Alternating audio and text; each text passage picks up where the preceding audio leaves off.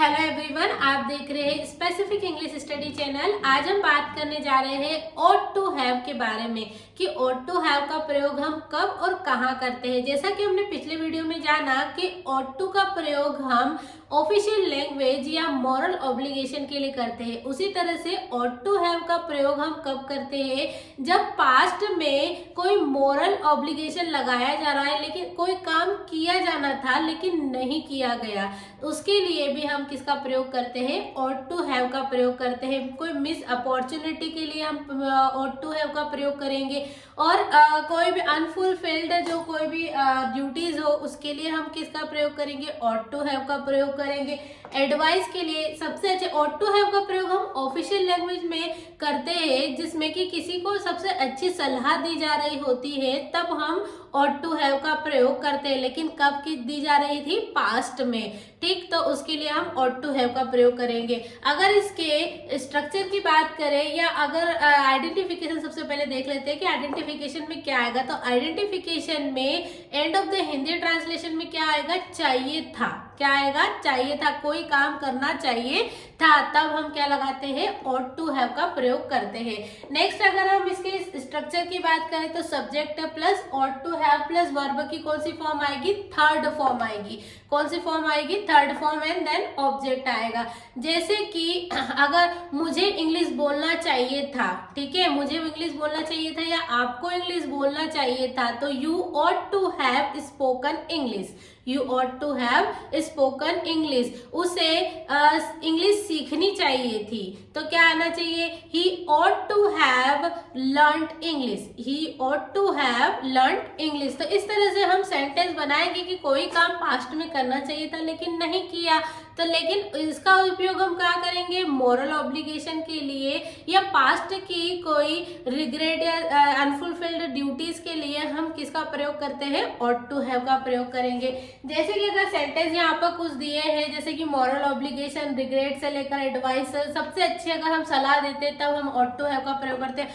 Should का भी प्रयोग यहाँ कर सकते हैं, लेकिन किसी को सामान्य सलाह देना हो तब हम शुड का प्रयोग करेंगे। अवश्य किसी को कोई सलाह देना अवश्य ही करना चाहिए कोई काम, तब मस्ट लगाते हैं। ought to कब लगाते हैं, ought to have कब लगाएंगे, जब पास्ट में कोई सलाह दी जा रही थी, तब हम किसका प्रयोग करेंगे, हम ought to have का प्रयोग करेंगे। जैसे you ought to have reached on time, तो मैं ये क्या है, मॉरल ऑब्लिगेशन यानी नैतिक कर्तव्य, तुम्हें वहां पर ऑन टाइम पर पहुंच जाना चाहिए था, ठीक है, तो you ought to have reached on time. Next sentence अगर हम बात करें तो you ought to have called him, तुम्हें उसे कॉल करना चाहिए था, तुम्हें उसे कॉल करना चाहिए था आएगा। नेक्स्ट है we ought to have celebrated his birthday, हमें उसका बर्थडे सेलिब्रेट करना चाहिए था, ठीक है, तो ये कब होगा, हम कब लगाएंगे, जब पास्ट में कोई नैतिक कर्तव्य हो, तब हम क्या लगाते हैं, ought to have का प्रयोग करेंगे।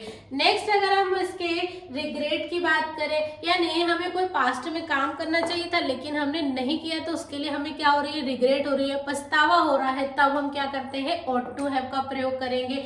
तो इसमें I ought to have apologized to him, मुझे उससे माफी मांगनी चाहिए थी, मुझे उससे क्या करनी चाहिए थी, माफी मांगनी चाहिए थी। Next he ought to have completed his homework, उसे अपना होमवर्क कंप्लीट करना चाहिए था लेकिन उसने नहीं किया, ठीक। फिर है एडवाइस, अगर किसी को सबसे अच्छी सलाह दी जा रही है तब हम कब किसका प्रयोग करते हैं, ought to have का।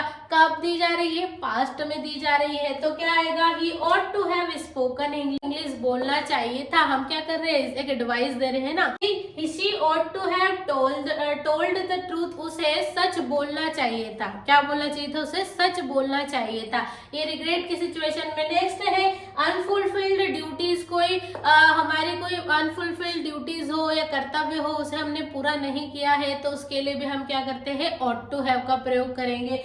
जैसे कि you ought to have admitted your mistake, उसे अपनी गलती मान लेनी चाहिए थी। क्या करनी चाहिए थी? उसे अपनी गलती मान लेनी चाहिए थी। ठीक, फिर तुम्हें अपनी गलती, सॉरी यहाँ पर यू आए ना, ठीक है, you ought to have admitted your mistake, तुम्हें अपनी गलती मान लेनी चाहिए थी। Next we ought to have learned English, हमें इंग्लिश सीखनी चाहिए थी। क्या करनी चाहिए थी? हमें इंग्लिश सीखनी चाहिए थी।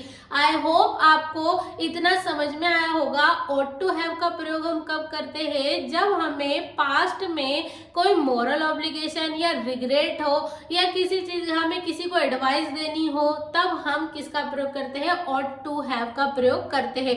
इसमें ध्यान रखने वाली बात यह है कि ऑट टू हैव में वर्ब की थर्ड फॉर्म लगती है, देन ऑब्जेक्ट लगता है। आई होप आपको इतना क्लियर हो गया होगा कि ऑट टू हैव का प्रयोग हम कब और कहाँ करें।